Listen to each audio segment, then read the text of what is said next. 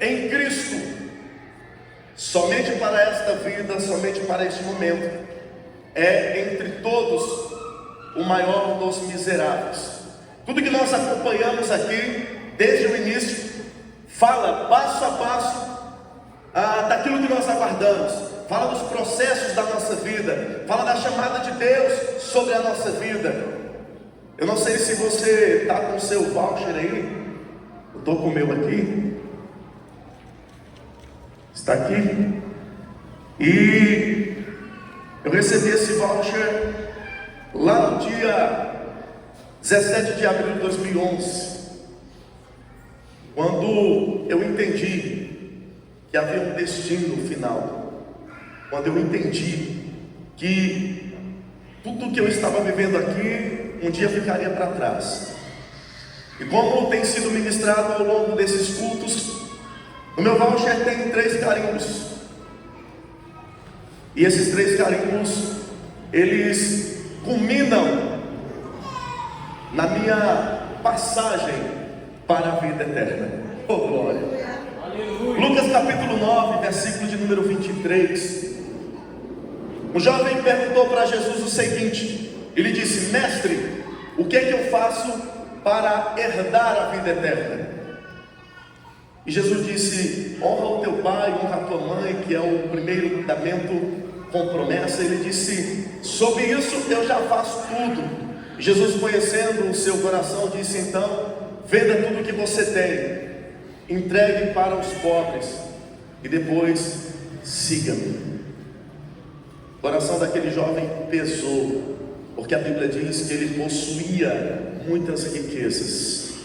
Ou seja, diante de um convite para embarcar nesse destino final, rumo à eternidade, pesou na balança daquele jovem as riquezas que ele possuía. Pois bem, senhoras e senhores, o Senhor, através desta palavra, através deste culto, está lhe dizendo as mesmas palavras que disse para aquele jovem: quer vir após mim? Quer mesmo vir após mim? Quer renunciar? Está disposto a renunciar? Qual a nossa resposta diante da proposta de Jesus?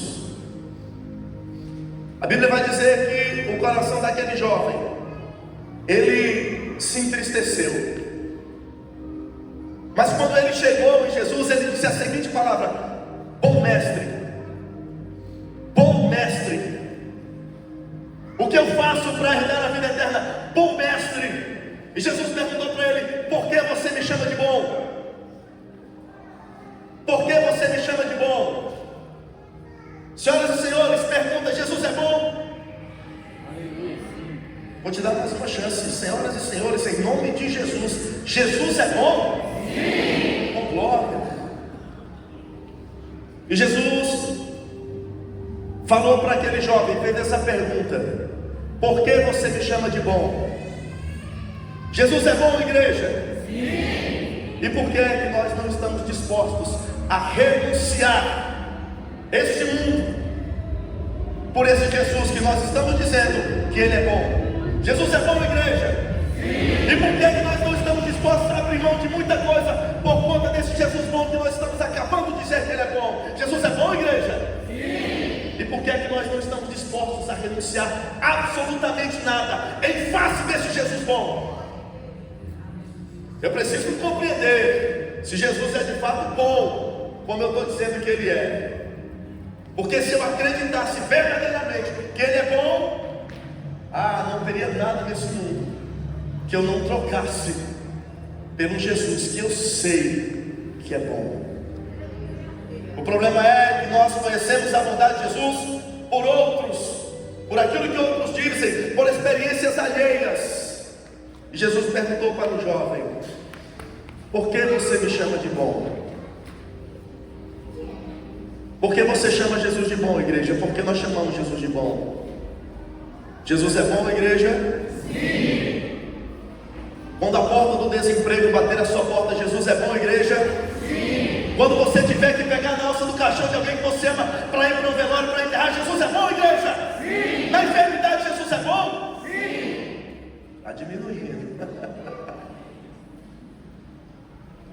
Não é por aquilo que ele faz, não é por aquilo que ele tem poder para fazer, igreja do Senhor, é por aquilo que ele é.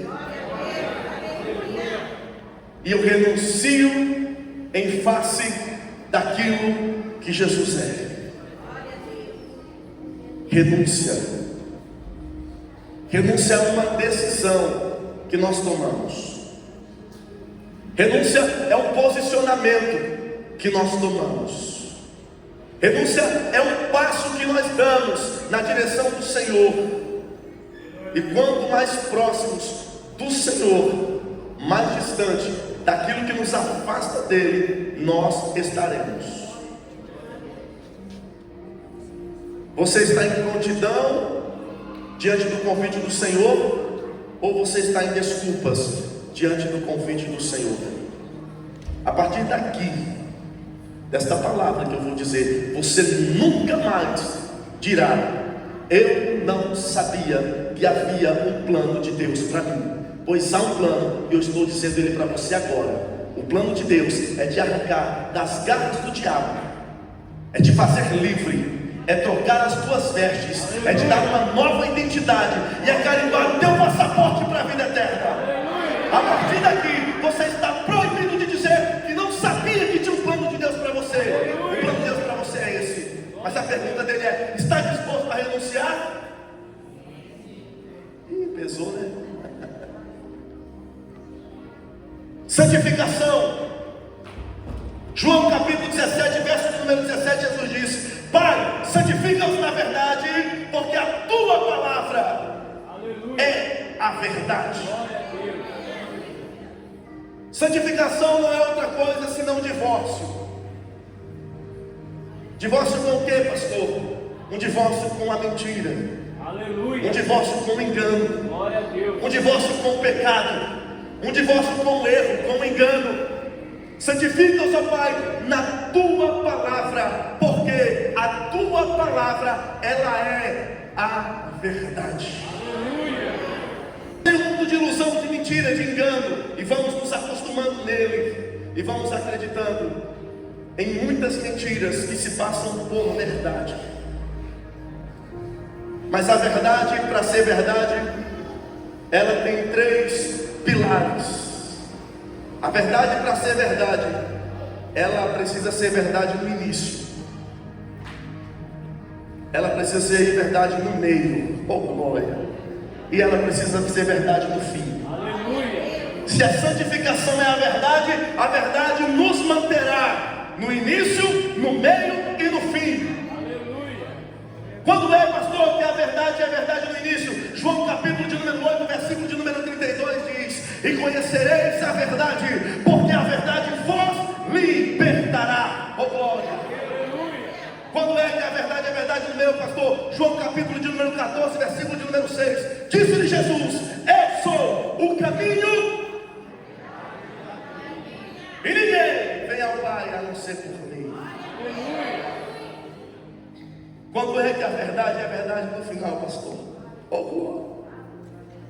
Primeira carta aos Coríntios, capítulo de número 15, a partir do verso 50, que diz: eis aqui, eu vos digo um mistério, na verdade, oh glória, na verdade, nem todos dormiremos, mas todos seremos transformados, num momento, num abrir e piscar de olhos, ante a última trombeta. Porque a trombeta soará, e os mortos ressuscitarão incorruptíveis. Porque convém que isto que é corruptível se revista da incorruptibilidade, e isto que é mortal se revista da imortalidade. E quando isto que é corruptível se revestir da incorruptibilidade, e isto que é mortal revestir-se da imortalidade, então cumprir-se a palavra que está escrita: tragada foi a morte da vitória.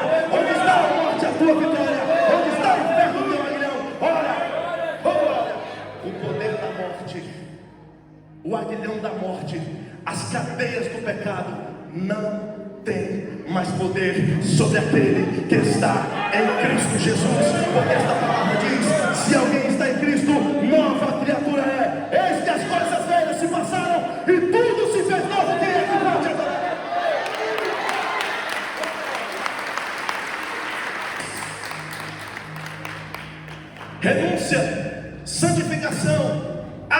adoração. João capítulo de número 4, versículo de número 24. A Bíblia vai dizer: Deus é Espírito, e importa que os que o adorem em Espírito e em verdade. Ele disse isso no término de uma conversa com a mulher samaritana, que começa no capítulo 4, verso 4 do Evangelho de João, que diz: e era necessário passar por Samaria. Quando ele encontra com a mulher samaritana que ele pede água para a mulher samaritana revela o primeiro tipo de adorador, o adorador carnal. Quando ela diz: como pode, sendo você judeu, pedir água para mim que sou uma samaritana? Quando ela diz isso, ela está fazendo menção de uma crise diplomática de 750 anos atrás, que começou depois da deportação do cativeiro da Babilônia. Não dá tempo de falar sobre isso, mas ela traz à memória uma briga antiga entre judeus e samaritanos. Primeiro tipo de adorador que ela revela: adoradores carnais. É simples e fácil entrar dentro desta aeronave. Tinha até um cachorro ali no começo, quando a gente estava saindo, não era, pastor? Até um animal, um pet entra aqui, irmão. Qualquer pessoa entra aqui. É simples entrar aqui. É simples entrar aqui na carnalidade. Difícil é entrar aqui, se desvencilhar da nossa carnalidade, do nosso eu, para poder entrar aqui. Aleluia, glória a Deus. Eu sempre digo isso. Tem cultos que era melhor você nem ter vindo, porque tem culto que você entra de um jeito e sai pior. Quando é que você entra do jeito e sai pior, pastor? Eu vou lhe dizer: é quando a tua necessidade carnal não é suprida. Se eu entrar aqui é simplesmente pela satisfação de um desejo, de uma vontade, de algo, eu não vim cultuar ao Senhor, eu vim em favor de mim mesmo. Então, se você veio em favor de você mesmo, apenas para receber algo, isso ou aquilo outro, desculpa lhe dizer, pode ser que você saia pior do que você entrou, porque quando a tua necessidade não é suprida, você fica frustrado. Ou seja, as nossas necessidades supridas são secundárias em face ao objetivo primário, que é de adorar ao Senhor por quem Ele é, pelo que Ele é, na beleza de sua santidade, de glorificar ao Senhor de graça, de dizer: papai, eu te amo de graça. Esse é o verdadeiro adorador. Mas a mulher samaritana revela o primeiro tipo de adorador, que é o adorador carnal. Na sequência do diálogo, ela vai revelar o segundo tipo de adorador, que é o adorador circunstancial. Aquele adorador que adora quando as circunstâncias lhe batem na porta. O terceiro tipo de adorador que ela revela no seu diálogo com Jesus é o adorador tradicional. Quando ela para Jesus e diz: olha, os nossos pais adoravam nesse monte, e agora vocês dizem que em Jerusalém é o lugar que se deve adorar. Ou seja, adorava por tradição. Ou seja, eu aprendi assim, pastor Anderson. Irmãos, difícil coisa é a gente começar a vir na igreja no modo automático.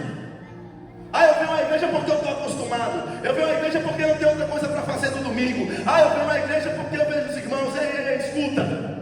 Você corre o risco de estar se tornando um adorador tradicional. Você perdeu o foco, você perdeu o motivo, você pode ter perdido a causa. E ela diz: os nossos pais diziam que era para adorar aqui, e agora você vem dizer que é em Jerusalém o lugar de adorar. E Jesus agora vai revelar para ela o quarto tipo de adorador que aquela mulher era: adoradores alienados. Jesus olha para ela e diz: vocês adoram o que vocês não conhecem.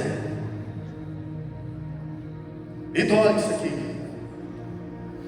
Jesus diz para a mulher: vocês adoram o que vocês não conhecem. Nós adoramos o que nós conhecemos. Oh, glória. Irmão, deixa eu te dizer uma coisa. Jesus não cabe no padrão do Senhor ninguém. Jesus não está dentro de uma caixa. Alguém colocou, um monte de gente está colocando Jesus numa caixinha, dizendo: olha, Jesus só trabalha aqui, nesse lugar. O outro diz: não, Jesus só trabalha aqui. Olha, se você for naquela igreja lá que tem a parede preta, olha, sei não, hein, Jesus só está aqui. O outro diz: Jesus só está na igreja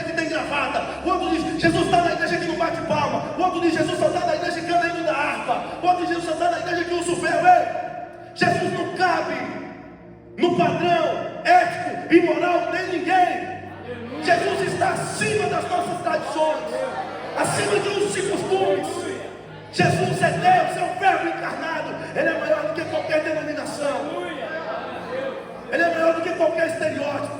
Ele é maior do que qualquer profeta. Ele é maior do que qualquer pastor, porque Ele é Deus. Aí Jesus diz: vocês adoram o que vocês não conhecem. Há muito nós temos falado aqui nesse altar, ainda antes da pandemia e pós-pandemia, na nossa boca, nos nossos lábios, tem uma palavra que diz: procura se relacionar com Jesus. Aleluia. Procura conhecer Jesus, porque Jesus liberta, Jesus transforma.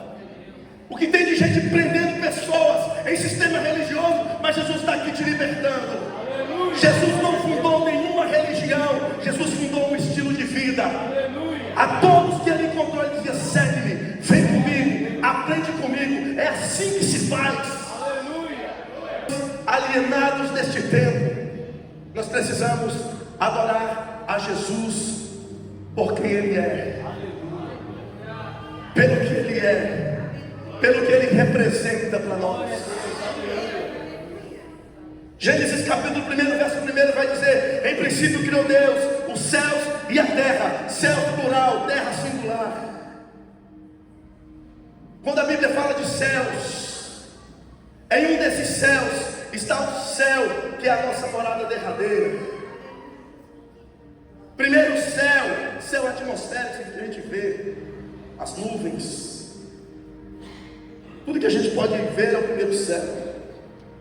Segundo céu, escritor aos Hebreus, capítulo 11, verso número 3, ele diz: pela fé entendemos que os mundos foram criados e criados pela palavra de Deus. Esses mundos a qual o escritor aos Hebreus se refere são os mundos interplanetários, as galáxias, os multiversos que existem. No primeiro céu,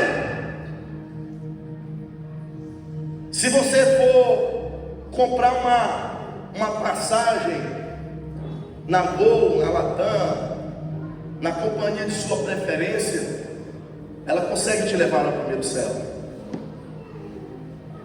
No segundo céu, se você fizer um contato aí para o Elon Musk, ele também consegue te levar no segundo céu. Mas no terceiro, só tem um, oh glória, que pode nos levar lá.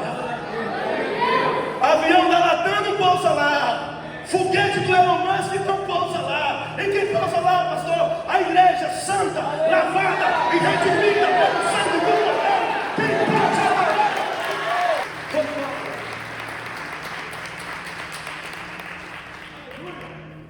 E a visão de céu, preste atenção, eu já vou terminar. A nossa morada, existe um código que a gente precisa entender. As coisas lá são ao contrário daqui. Quem disse isso foi Jesus. Jesus disse: para entrar no meu reino, quem quiser ser o maior,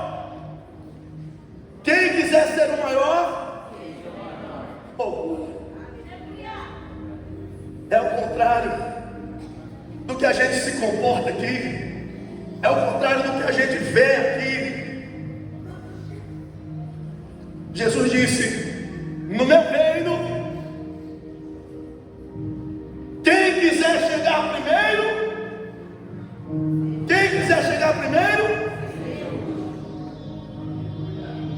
enquanto nós estamos aqui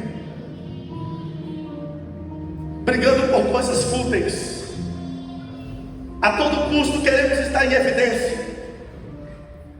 Mas eu tenho mais, eu posso mais, eu sou mais, eu sei mais. E Jesus está dizendo: para, porque o lugar para onde você vai não tem isso. Se você quer ser o primeiro, seja o último. Se você quer ser o maior, seja o menor entre todos. Jesus está falando de servir, de empatia, de ceder a vez, de dar lugar, de compreender, de se colocar no lugar do próximo. É disso que Jesus está falando. E quantas vezes nós vamos nos esquecendo do básico, das lições básicas de Jesus, e vamos sendo cristãos alheios aos ensinos de Jesus, distantes daquilo que Jesus ensinou. Jesus requer de nós um padrão ético, moral, espiritual. Ou você acha que para ser cidadão deste reino é de qualquer maneira? Ou nós estamos achando que para herdarmos a vida eterna é de qualquer forma? Não, não é de qualquer forma. Existe um padrão estabelecido para a nossa vida. Ah, pastor, mas eu não consigo, eu também não. Ah, pastor, mas eu não tenho força. E quem foi falando para você que eu tenho? Mas o pastor Anderson falou aqui que há um consolador, aquele que toma nas minhas mãos, aquele que coloca o dedo no meu queixo, levanta e diz: ei, volta a olhar para frente. Ei, arrepende-se de onde você caiu, levanta e segue a tua trajetória. E diz: ei, Elias, oh glória, levanta, homem, olha à tua direita, come pão, bebe água e levanta, porque longa é a tua trajetória, longa é a tua caminhada. É pelo Espírito de Deus, é o Espírito Santo de Deus quem nos capacita, quem nos dá graça, quem nos fortalece, quem levanta os nossos braços cansados. É o Espírito Santo de Deus. Quando você diz: não dá mais, eu vou desistir, eu vou voltar atrás, quem nos faz lembrar da promessa.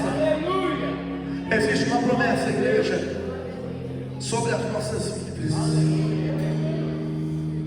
que os teus olhos possam enxergar a eternidade, que os nossos olhos possam vislumbrar o paraíso, que os nossos olhos possam vislumbrar o lugar derradeiro, a nossa morada derradeira, que os nossos olhos possam vislumbrar neste momento as mãos do Senhor enxugando as minhas lágrimas de outrora, as minhas lágrimas que ficaram para trás. Deixa eu te dizer, o choro de hoje, o choro de agora, o choro de amanhã, ele vai cessar, ele vai ter um fim. A tristeza de hoje, ela vai cessar, a tristeza de hoje, ela vai ter um fim, porque haverá um dia, oh glória, haverá um dia. Como disse João, e eu vi uma grande voz no céu que dizia: eis aqui o tabernáculo de Deus com os homens, pois Deus com eles habitará, e eles serão o seu povo, e o mesmo Deus estará com eles, será o seu Deus, e Deus limpará dos seus